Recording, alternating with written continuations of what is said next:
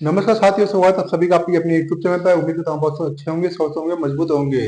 साथियों हाल ही में आपने देखा होगा कि डोनाल्ड ट्रंप ने जो वेनेजुएला के राष्ट्रपति हैं उनको उनके घर से किडनैप करके अपने देश में ले आए हैं। उसके बाद में डोनाल्ड ट्रंप का बयान भी सामने निकल निकल करके सामने आया था। साथ ही ट्रंप का जो नया प्लान है वो भी खुल करके सामने आ चुका है। उसके बारे में विस्तार से चर्चा करने वाले हैं। साथ ही डोनाल्ड ट्रंप का बयान है कि मेक अमेरिका ग्रेट अगेन, यानी कि वो अमेरिका को फिर से महान बनाना चाहते हैं। पहले तो आपने देखा होगा 2025 में जो डोनाल्ड ट्रंप है वो चाहते थे कि उनको शांति के लिए नोबेल पुरस्कार दिया जाए, क्योंकि उन्होंने हाल ही में बहुत सारे युद्ध भी रुकवाए थे। ऐसा उनको दावा किया गया था कि भारत पाकिस्तान का हो, चाहे कंबोडिया थाईलैंड का हो, चाहे वो रूस यूक्रेन का हो, चाहे अन्य देशों के बारे में बहुत सारे युद्ध उन्होंने रुकवाए थे। ऐसा कहने का मतलब है कि उन्होंने शांति पुरस्कार चाहिए होगा, लेकिन उनको शांति का नोबेल पुरस्कार नहीं मिला था। फिर नया साल आ चुका है। नए साल की शुरुआत में उन्होंने बाउंडर करना शुरू कर दिया है। उसके बारे में भी विस्तार से चर्चा करने वाले हैं। हाल ही में आपने देखा भी होगा कि डोनाल्ड ट्रंप ने वेनेजुएला पर कब्जा करने के बाद भी भारत को धमकी दी है कि वो भारत के ऊपर टैरिफ बढ़ाने वाले हैं। भारत के ऊपर धमकी दी है, भारत के ऊपर टैरिफ बढ़ाने वाले हैं, क्योंकि हाल ही में जो जिस तरह से वेनेजुएला के ऊपर कब्जा किया गया अमेरिका के राष्ट्रपति द्वारा, और उसके पीछे का जो रीजन है वो यही है कि जो वेनेजुएला में दुनिया में सबसे ज्यादा जो तेल का भंडार है वेनेजुएला में है, उनके ऊपर अभी अमेरिका का कब्जा हो चुका है। इस तरह से देखते हुए भारत को धमकी दी गई है, डोनाल्ड ट्रंप द्वारा धमकी दी गई है कि वो भारत के ऊपर टैरिफ बढ़ाने वाले हैं। साथ ही नोबेल पुरस्कार शांति चाहते थे 2025 के अंदर, लेकिन 2026 के अंदर वो दुनिया में अशांति चाहने वाले हैं। 2026 में वो अशांति चाहने वाले हैं। साथ ही किन किन देशों का नंबर आने वाला है उसके बारे में भी विस्तार से चर्चा करेंगे।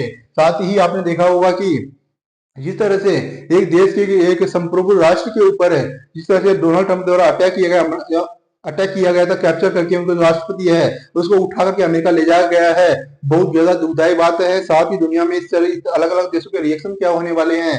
क्या एक मजबूत ताकतवर देश किसी भी कमजोर देश के ऊपर कभी भी आक्रमण कर सकता है, कभी भी उसके ऊपर कब्जा जमाया जा सकता है। उसके बारे में आपके क्या विचार है? क्या डोनाल्ड ट्रंप द्वारा किया गया ये घटना क्या सही है, गलत है? इसके बाद में क्या पुतिन और क्या जो शी जिनपिंग है, चाइना के राष्ट्रपति है शी जिनपिंग है, क्या वो भी ऐसा कर सकते हैं? पुतिन क्या यूक्रेन के साथ कर सकते हैं? चाइना है क्या वो ताइवान के साथ कर सकता है? उसके बारे में आपके क्या विचार हैं? अपनी राय कमेंट बॉक्स में जरूर से जरूर बता दीजिएगा।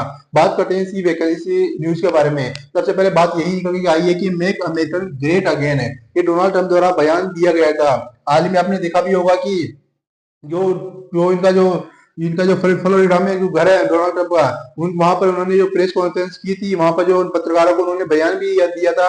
वहां पर इन्होंने बयान दिया था कि इन्होंने कहा था कि मेक अमेरिका ग्रेट अगेन है। साथ ही उन्होंने कहा था कि मेरा संकल्प की बीच में शांति लाना।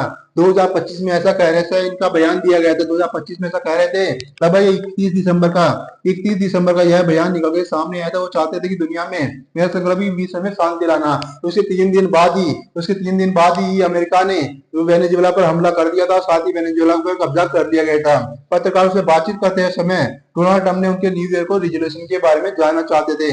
आखिर में उनके न्यू ईयर पे क्या क्या रिजोल्यूशन है उसके बारे में पत्रकार जानना चाहते थे। वहां पर जो डोनाल्ड ट्रंप उन्होंने बताया था कि वो दुनिया में शांति लाना चाहते हैं, लेकिन उसके 3 दिन बाद ही उन्होंने वेनेजुएला पर हमला कर दिया था।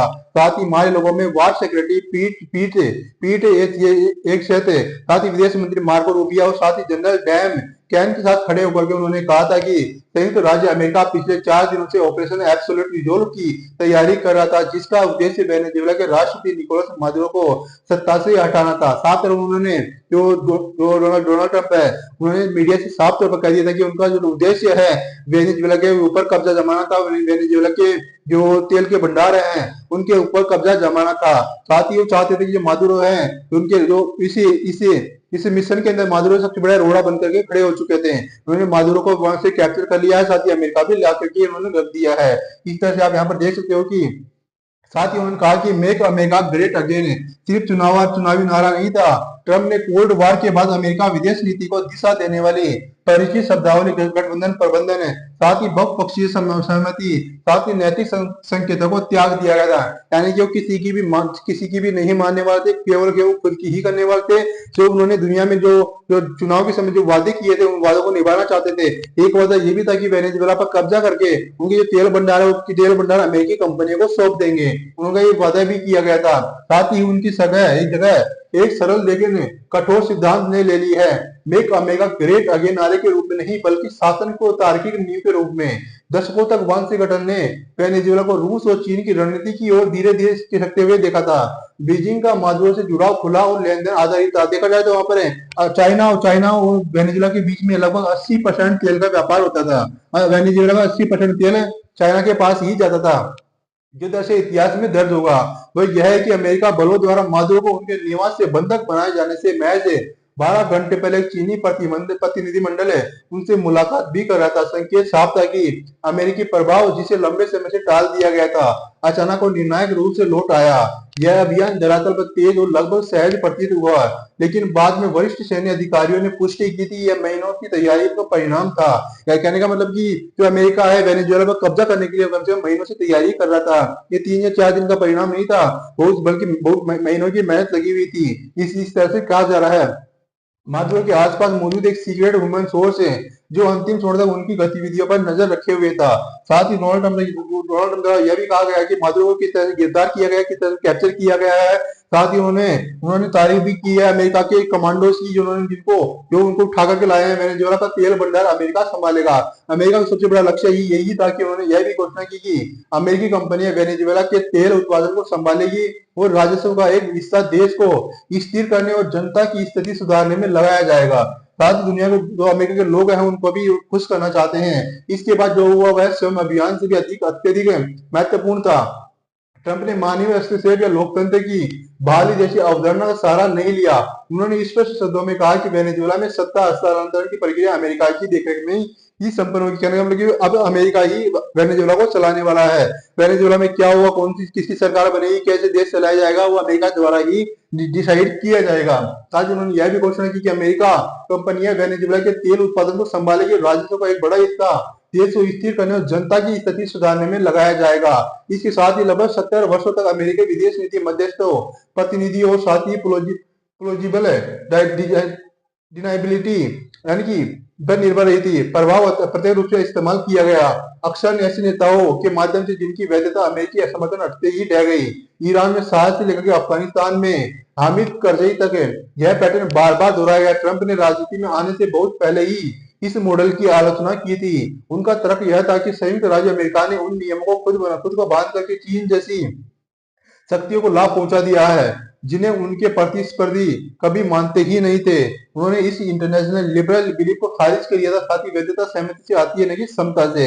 वो कहने का मतलब है कि चीन जैसे जैसे अमेरिका कुछ देशों से दूर होता जा रहा था, चीन उन देशों को पास नजदीक आता जा रहा था। ये अमेरिका की डोनाल्ड ट्रंप बिल्कुल भी नहीं चाहते थे कि ऐसे देश छोड़कर चाइना के पास जाए, चाइना की पॉलिसी अपनाए। साथ ही वो इसका विरोध भी करते हुए आए थे। इसके बाद में उन्होंने रोनाल्ड रीगन की नीति अपनाना शुरू कर दिए थे डोनाल्ड ट्रंप ने। तो रिचर्ड निक्सन ने उलट डोनाल्ड ट्रंप कूटनीति को दबाव से अलग नहीं मानते। रोनाल्ड रीगन की तरह ही वह मानते हैं कि प्रतिरोध के लिए स्पष्टता जरूरी है, साथ ही आश्वासन नहीं। निक्सन ने चीन से संबंधित नैतिक अपील से नहीं बल्कि रणनीतिक झटके से खोले। रीगन ने हथियार नियंत्रण पर बातचीत तभी की जब उन्होंने मॉस्को को यह विश्वास दिला दिया कि अमेरिका सैन्य विस्तार वास्तविक है। ट्रंप भी इसी परंपरा में काम करते हैं, भावुकता से मुक्त होकर के। कहने का मतलब कि ट्रंप भी भावुक होकर के निर्णय नहीं लेते हैं, वो अपनी क्षमता के अनुसार, अपनी काबिलियत के अनुसार, अपनी ताकत के अनुसार निर्णय लेते हैं। विदेशी नेताओं से उनके प्रश्न सीधे होते हैं, इससे अमेरिका को क्या लाभ होने वाला है, अमेरिकी को क्या मिलेगा, साथ ही यह अमेरिका शक्ति क्यों खर्च की जाए। यदि उत्तर उन्हें संतुष्ट नहीं करते हैं तो वह पीछे हट जाते हैं। मादुरो अधिकांश आकलनों के अनुसार अंतिम दिनों तक इस वास्तविकता को समझ नहीं पाए। वेनेजुएला कोई भी अलग थलग लक्ष्य नहीं था, यह ट्रंप की 3 प्राथमिकता में शामिल था। पश्चिमी गोलार्ध में चीनी और रूसी प्रभाव को खत्म करना था, नारकोटिक्स नेटवर्क को बाधित करना और साथ ही एआई ड्रिवन ग्लोबल इकोनॉमी में लंबे समय के लिए एनर्जी डोमिनेंस सुनिश्चित करना था। ट्रंप के लिए ऊर्जा सुरक्षा पर्यावरणीय बहस नहीं बल्कि तकनीकी और रणनीतिक श्रेष्ठता की बुनियाद थी। कहने का मतलब है कि डोनाल्ड ट्रंप का प्लान पहले से ही था, बहुत समय पहले से ही डोनाल्ड ट्रंप ने प्लान बना रखा था कि किस तरह से वेनेजुएला पर कब्जा करना है। साथ ही जो प्रतिबंध है, तो जिस तरह से वेनेजुएला और रूस का प्रतिबंध है, वेनेजुएला और चाइना का प्रतिबंध, उस प्रतिबंध को तोड़ना है। उस प्रतिबंध को तोड़ने के लिए इस तरह से प्लान किया गया था कि चाइना को और रूस को अलग थलग कर देना है दुनिया से। वेनेजुएला पर कब्जा करके जो चाइना का जो 80% ऑयल आ जाता था उसके ऊपर बहुत भारी तरीके से चोट पहुंचाई गई है। उसके साथ ही आपने देखा भी होगा किस तरह से न्यूज बनाने की ये सामने आई है। उसके साथ ही यह बताया गया कि जो वेनेजुएला में मादुरो सरकार थी वो अमेरिका के खिलाफ था, अमेरिका की पॉलिसीज नहीं मानते थे, साथ ही अमेरिका की चीजों का वो विरोध भी करते थे। जो डोनाल्ड ट्रंप वो चाहते थे कि जो मादुरो है उनकी बातें माने, साथ ही वो चाइना और रूस से भी अलग होकर के काम करे, अमेरिका के साथ मिलकर के काम करे, लेकिन उन्होंने ऐसे बिल्कुल भी करने से मना कर दिया था। उसके बाद में उन्होंने जो विरोध करना शुरू कर दिया था, उसके बाद में डोनाल्ड ट्रंप ने प्लान भी बनाया था कि किस तरह से वेनेजुएला पर कब्जा करना है। अब बात करें आगे आगे की, आपने देखा भी होगा किस तरह से जो डोनाल्ड ट्रंप है ईरान में जिस तरह से विरोध किया जा रहा है, ईरान की सरकार का विरोध किया जा रहा है, वहां पर महंगाई बहुत ज्यादा हो गई है, वहां की जो करेंसी है बहुत ज्यादा गिरती हुई जा रही है, उन चीजों का विरोध किया जा रहा है उनकी आम जनता द्वारा। वहां पर कम से कम 10 लोगों की मृत्यु भी की जा चुकी है, क्योंकि वो आर्मी के द्वारा उनकी 10 लोगों की मृत्यु की जा चुकी है। उसके बाद डोनाल्ड ट्रंप ने इसका विरोध भी किया है। डोनाल्ड ट्रंप ने तो ईरान की जो राष्ट्रपति हैं खामनेई, उनको उनको धमकी भी दी है। उन्होंने साफ तौर पर कहा कि उन्होंने अगर ये बंद नहीं किया तो वो अमेरिका ईरान के ऊपर भी कब्जा जमाना शुरू कर देगा। इस वजह आपने देखा भी होगा कि अमेरिका ईरान के ऊपर भी बहुत तरह से हमले कर सकता है, यानी जो अगला नंबर है वो ईरान का ही होने वाला है। जो जो रूस है रूस की तरफ से यूक्रेन के ऊपर कब्जा होने वाला है, तो चाइना की तरफ से ताइवान के ऊपर बहुत जल्दी कब्जा होने वाला है। क्योंकि हाल ही में आपने देखा भी होगा कि जो इन चीजों का विरोध भी किया गया था उनमें था जो जिस तरह से डोनाल्ड ट्रंप ने मादुरो को गिरफ्तार किया था, उसका सबसे ज्यादा विरोध किया गया था वो था यूक्रेन, रूस और चाइना और साथ ही किम जोंग उन के द्वारा इनका विरोध किया गया था, लेकिन वो भी ऐसे ही करने वाले हैं। आपको क्या लगता है, आपकी क्या विचार है? अपनी राय कमेंट बॉक्स में जरूर बता दीजिएगा। साथ ही उम्मीद करता हूँ जानकारी आपको समझ में आ गई होगी। वीडियो को लाइक कर दीजिए, चैनल को सब्सक्राइब कर लीजिएगा। हम ऐसे ही इन्फॉर्मेशन वीडियो आपके लिए चैनल पर डालते रहते हैं। धन्यवाद।